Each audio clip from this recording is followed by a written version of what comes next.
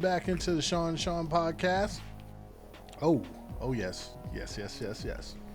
Once again, this is one of your co-hosts, Sean Usher, and right beside me is the other co-host, Sean Cummins. What you got to say to the people, Sean?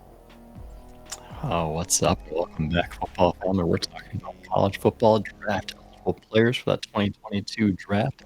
I am so happy that I can be your co-pilot on this magic carpet ride. Sit back, relax, learn a little bit about some wide receivers this year, and keep your trays in the upright position until we tell you you can put them down. All right, so first I'd like to,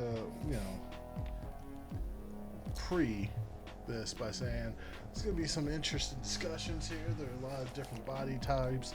I think a lot of these receivers are actually closer together than what people think. It was very hard to narrow down the list down to 5. We could easily had 10 to 15, and it would be difficult in terms of who goes where. Yeah, that's so true. I almost asked you earlier in the week if we could extend this list. I did try to ask you if we could extend this list. I had it down to 10, and those 10, outside of just a couple of people, it was hard to decide who goes where. And the great thing is, as we revisit this later, if we can before the season starts, if not once the season starts, I'm curious to see which of my players that missed the top 5 are going to move up. And which are in the top 5 are going to move down. They're getting bounced, yeah. All right. But without further ado, we're going to get into the mix here. So just give me one moment because I did not get myself prepared as much as I should. Good Lord, am I professional? And now, but from a word from our sponsors. Yes. Crickets. Listen. Crickets. Chirp. Anyways, Sean, who is your number 5 guy? My number 5 guy, who some of you out there may not have heard of yet, you will, at least hopefully, this fall is going to be Arkansas receiver Treylon Burks. 6'3", 225. Man, you may not have heard of him prior to this episode, but it's not your fault. Burks would have a more recognizable name if he played for any other school other than Arkansas. He runs most of his routes and gains most of his yards out of the slot, but that doesn't mean that he can only play the slots. I mean, yeah, he's got big slot written all over him, right? You're thinking Michael Thomas in the heyday, healthy, not avoiding his team, putting up production. But, I mean, he has a great combination of size and speed that's going to allow him to overpower really any cornerback on the outside, and especially those smaller ones. I just need to see more snaps and more usage on the outside. And while this draft class is showing good depth, I don't think it's as top-loaded as previous drafts, which is going to work out well for Treylon because he's got potential to shoot all the way up the draft board. Would it be ridiculous to say that he could be the first wide receiver off the board? No, it Not wouldn't. Ridiculous, but close. But not completely ridiculous, right? Not completely, but here's the thing. I don't disagree. Treylon Burks has a crazy amount of talent. They don't just put him in as wide receiver. They put him in the backfield as a running back. The name that comes to mind for me is Laviska Shenault, another big boy, who came out in last year's draft. I'm not going to say that's an exact one-to-one comp, but that's who I think of, even though I think Burks is better at the point of attack there, the high point in the area, and that's, I think, where he wins. My only issue with Burks, which is why spoiler alert, he's not on my top 5 list, is the level of separation he gets. He does not actually get much separation. I get scared about these players, i.e., what was it, the guy who sucked us all in, Laquan Treadwell. You know, I worry about these guys. Is he going to be more Laquan Treadwell, or is he going to be more Cortland Sutton-esque? I know that I think he's got a different skill set than both. Like I said, more of a Laviska Shenault type. But we'll see what happens this year if he gets some more of the nuances and figures out little savvy ways to get open. I mean, at the same time, this guy's going to probably be a red zone demon. Sure will. Who's your number 5? My number 5 guy. Now, no, before I get into my number 5 guy, there are other guys who are more talented than my number 5 guy. And I am full-fledged willing to say that my number 5 guy will probably not be my number 5 guy come draft time. But right now, personally, from what I've seen out of a lot of guys out there, I'm going with the steady Eddie guy. This guy is going to be like, and the guy I think about is Keenan Allen. He's going to be a forgotten guy out there, but he's just, he doesn't do anything spectacular, but he does everything well. And that's David Bell out of Purdue. The guy's just good. And he knows the little nuances. He's not like super fast or super athletic, but he knows how to get open. He knows how to create separation, and he knows how and he's got great hands.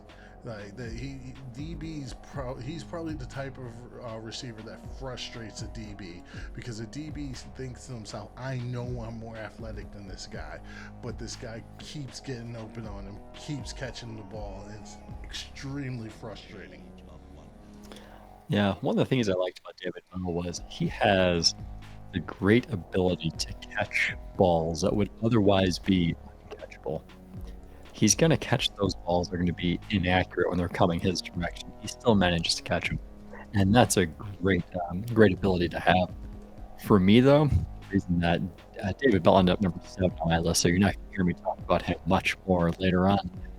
But for David Bell, he has to get the targets. I think at Purdue, he's been averaging nearly 11 targets a game, which is a monster number.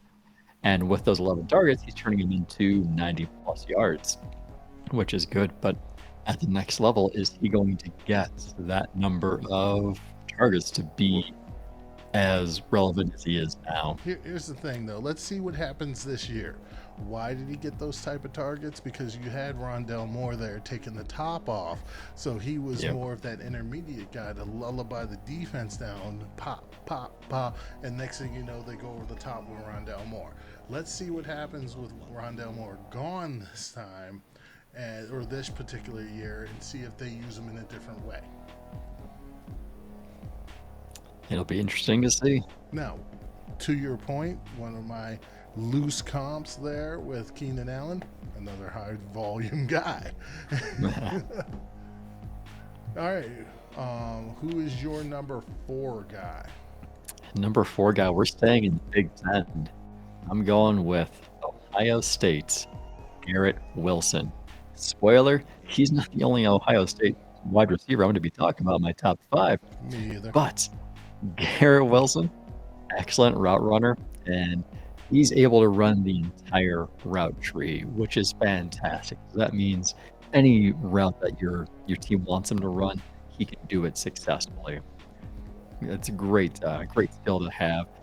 He gained most of his yards out of the slot last year, but I think he's capable of playing on the outside. I just need to see him play on the outside, very similar to Treylon Burks. You gotta show me something other than slot. I get that you're productive in the slot. I need to see something just a little bit more. But he's got all the potential in the world. He's got the potential to jump above Chris Olave as the best wide receiver on his team. And in the class, he's got that potential. Just need to see it. Maybe it's becoming a little bit more physical. For me, there's a lot of potential. For me, this is the wild card of the wide receiver group. I don't actually have him in my top 5 because there are certain nuances that he needs to learn. A lot of times he has balance issues. He falls down. You know, he hasn't learned to find that control. because he's going. And don't get me wrong, I love the effort, but he's going so hard that he loses his footing. And the guy is immensely talented, 5-star guy. I mean, Chris Olave, the other guy there, only a 3-star guy. But we'll get to that. A little spoiler there. Uh, with that said, I could see Wilson. What you said about Burks is everything that I think about Wilson in terms of moving up this draft. Could he be the first receiver off the board? I have no doubts he could be. Easily. He has that kind of talent. It's just a question, did he take the time to refine his talent to make him that guy? So, moving on to my number 5 guy. I'm 4. Wow, I need to learn to count. My number 4 guy is Reggie Robinson Jr. out of SMU. Now, this guy is a bona fide stud if he can stay healthy. His biggest issue is he's had multiple injuries. We don't know if he can stay healthy. He'd be a lot higher on this list if he was a healthy receiver. This guy is the total package. This is what you want in an X receiver. He can make certain cuts that are just, that most humans should not be able to make. He makes defenders look stupid. He had one game where he had, I think, 240 yards.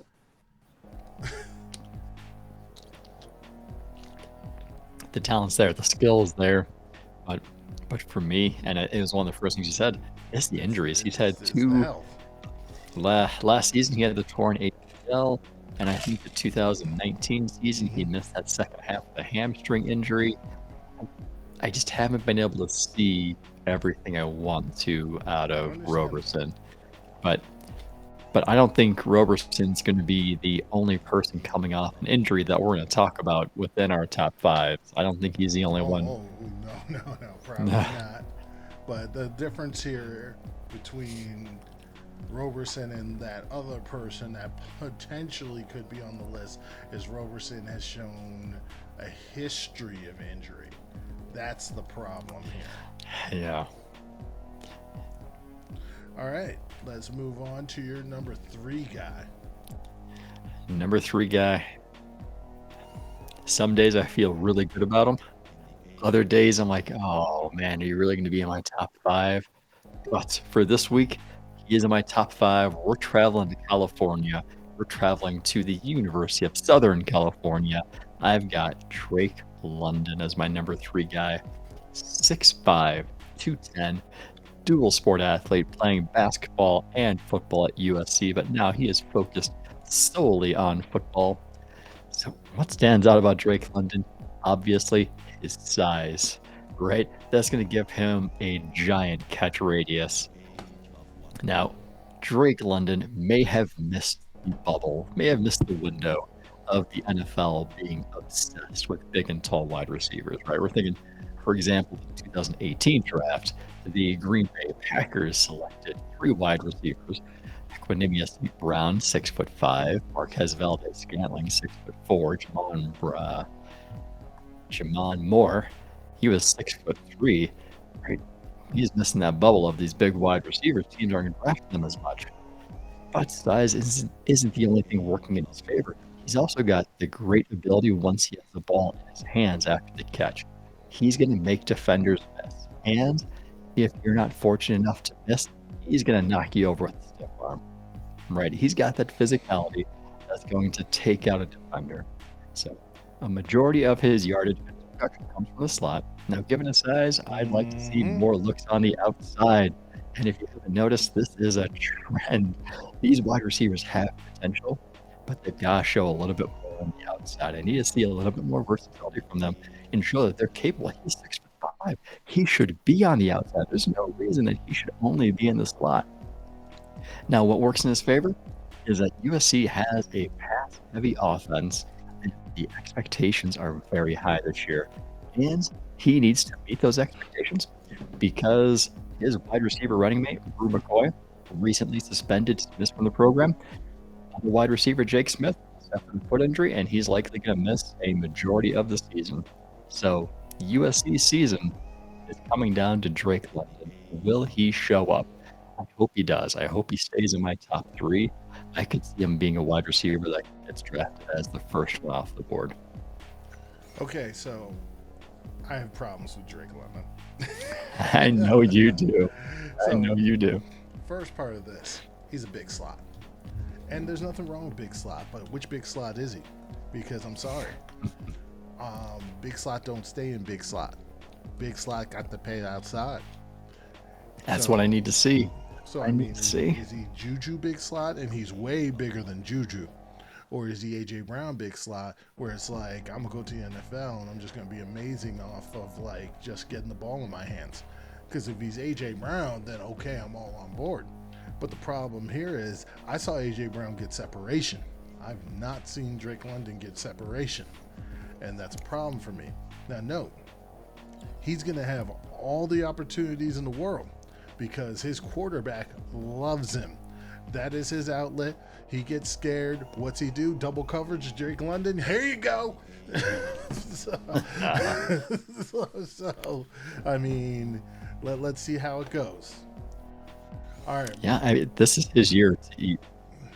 This year is literally going to make or break his draft stock. And part of his season is going to be tied directly to Kadon Slovis.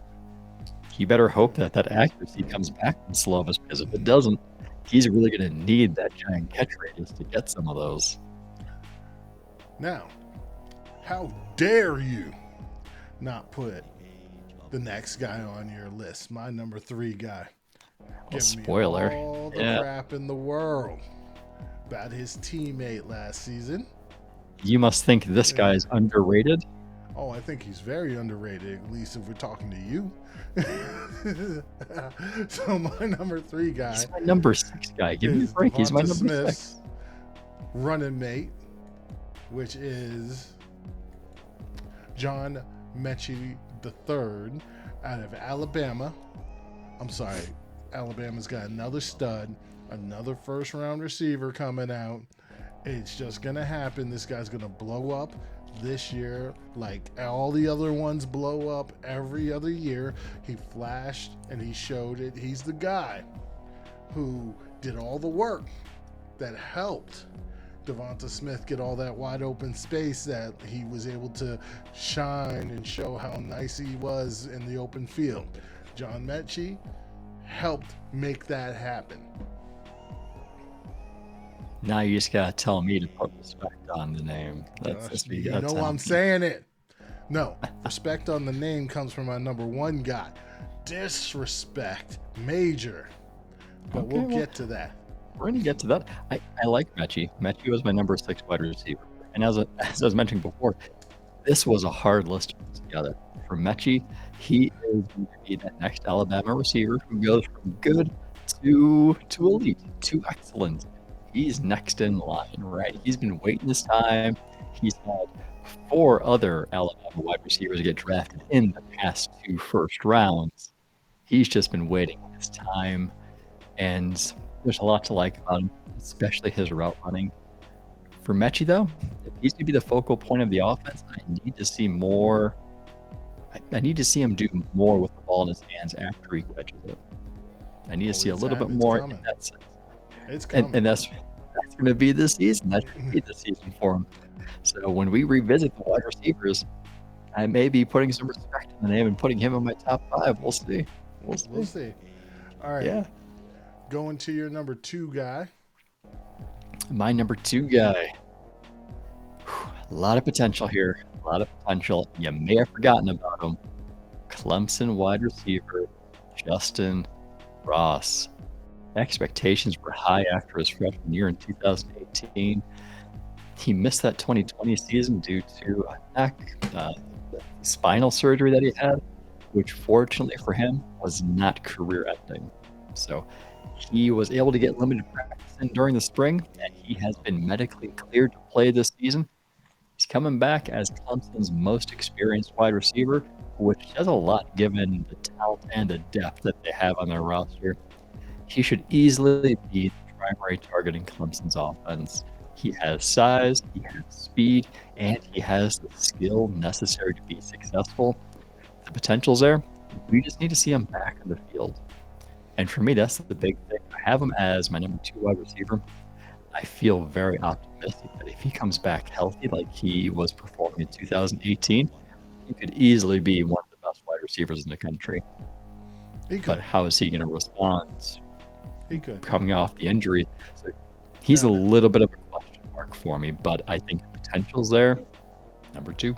Now my issue here is see, here's the thing. I will preface this with I like Justin Ross at the time before the injury, which, I'm betting he comes back healthy and everything's great. But at the time, I liked him more than this teammate T. Higgins. I did. But at the same time, I'm sorry, I'm going with the new NFL separation. And unfortunately, he has not gotten those nuances to get the separation. I'm not saying he can't. I'm just saying he hasn't showed it. He's a contested catch guy, which is shown with your list. You like the contested catch guys, where I'm going more with the quick twitch separation guys. It's very interesting considering the conversation from the spring where I was going more on possibly saying the contentious catch guy, but I think he was more of a separation guy too. He's just a total package, which we'll get to my number 1 guy, and that's the guy that I think is like that. Anyways, Justin Ross, I think he will be a solid player in the NFL. I just don't know if he's a number 1. I see him more as a number 2 type player, but again, another red zone threat if he puts it all together. Going to my number 2 guy, which, going back up to the Big Ten, it is Chris Olave from Ohio State. Now, this dude, the only thing I worry about with Chris Olave is he reached his ceiling, because this dude's a fantastic route runner. He is a technician. This guy he's done, and he's polished to the point where he's pro ready. He should came out last year. This guy's ridiculously good. And my only question is he going to get better in the NFL, or is he what he is? Even if he is what he is, he still will be great in the NFL. Speaking of Chris Olave, who happens to be my number 1 wide receiver, now he surprised many, myself included, by returning for a senior season, because I was really hoping that he was going to enter last year's draft, because I did. I wanted him to fall to Green Bay. I would have been so happy with him returning this season. Unless Green Bay's got like a top 15 pick, I don't think that they're going to have any chance at him. All right, he returns for a senior season. Is it going to pay off for him? It's going to be a little bit tougher, but I think he does have the ability to improve his draft stock. He's an excellent route runner, and he wins with separation, so I knew you'd like this guy. And I believe it was NFL.com draft analyst, I think it was Daniel Jeremiah, who described his route running as silky smooth. You know what he makes me think of, right? Since you want me to put respect on the name, makes me think of your boy Devonta Smith, only with more weight on him. He's a bigger dude than him. He's got that, 189. Not that, what did he come in at, 175? Oh, it was like 179, then 175, then 170, then 165, like 120, and then 115, yeah. It was something along those lines. Now what's Benjamin Buddy weight gain. The weight, yeah. Now, the part that slightly concerns me about Chris Olave is who is going to be the quarterback playing for Ohio State this year, because it's no longer Justin Fields. Now, you got CJ Stroud, you have Kyle McCord, you have Quinn Ewers. The expectations for him don't change, though. Nope. You're going from one of the more accurate passers to a new quarterback this season that you may have not super had. Talented. All these quarterbacks are still super talented. This is college. Absolutely.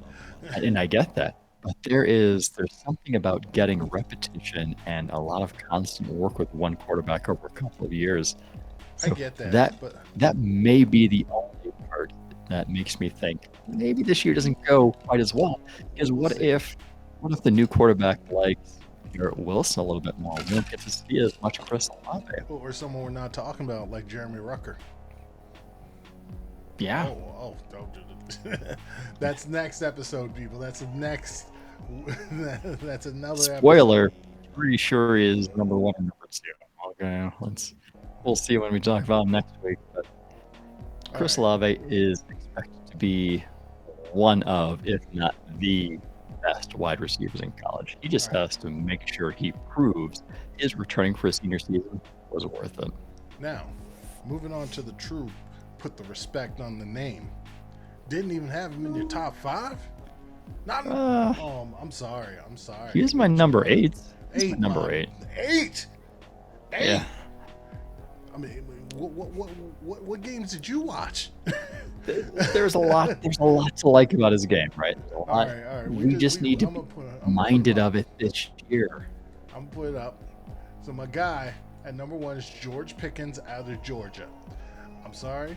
I'm still believing we saw it already happen this past year. I know Jamar Chase had a national championship year, but George Pickens is going to be the number 1 receiver taking in next year's draft. He's going to be ready for the combine. He's going to show off his athletic skills. This guy has the height, weight, speed to do it. The dude is, let me look at my notes here, 6'3", 200 to 200 plus pounds, and he can fly. He is fast. This dude is ridiculous. Gets separation and is a point of attack type guy. Yes, I know he got injured. He may not play this year, but he may play a little bit this year. I don't care. If he falls to, like, let's say the 2nd, 3rd round because of an injury, give me him. I'll take him. Yeah. I mean, if he falls to you in the 2nd, 3rd round, you got to grab him. He's got all the tools to be successful on the outside. He's got everything outside, there. Inside. This guy is the total package receiver. What didn't help him, though, last year was a quarterback play that Georgia got. Right, but it doesn't help him. I get you, but at the same time, when those quarterbacks needed somebody, who they go to? You got enough tape on him to see him, one, getting open, even if they're not throwing them the ball, and then when they throw him the ball, look what he does with it. Especially in those games where he had JT Daniels. When he had JT Daniels in there, he showed some stuff. Can't disagree with that, can you?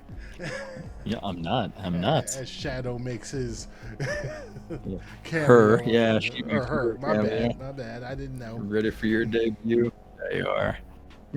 I agree with you. He's got the tools. He can be successful. Put respect on the name. But we've said that about a lot of wide receivers in this class because of the Agreed. the 5 of mine, 5 of yours.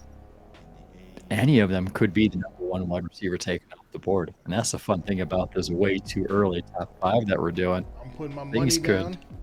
You're putting your money down on Pickens? Well, no, it's 1 of 2 guys. I can't go all in on Pickens because of Olave is really good. But I do not think anyone is going to jump these 2 guys. Even Olave's teammate, Garrett Wilson. I'm sorry, I just don't see it happening. Garrett I agree with you on will Olave. probably be in the top 5 by the end of the year, most likely. But I don't see them jumping. I think these 2 guys are going to be the 2 guys battling it out. Okay. And it just depends on, your poison. It's going to be interesting. It's going to be a good year to watch. We're going to revisit this. This is going to be fun. All right. And like I told you, I didn't feel entirely comfortable with my list going into the show. Right? I wanted to do more people. I wanted to add more in there. Here's the thing. My list, I'm only uncomfortable about my number 5 guy. I'm not really uncomfortable with him. I just know there's other guys who have more overall talent. And my number 4 guy would be a lot more comfortable if it wasn't for the injury history, because the dude is awesome. Other than that, I like my list. All right. Well, Sean, ending this one off, words of wisdom Oh man, I got no words of wisdom. I'll give you this. Just an oldie but a goodie. You have some drinks, make sure you get that water in you in between. Hydration, people. Hydration. There you go. Yeah.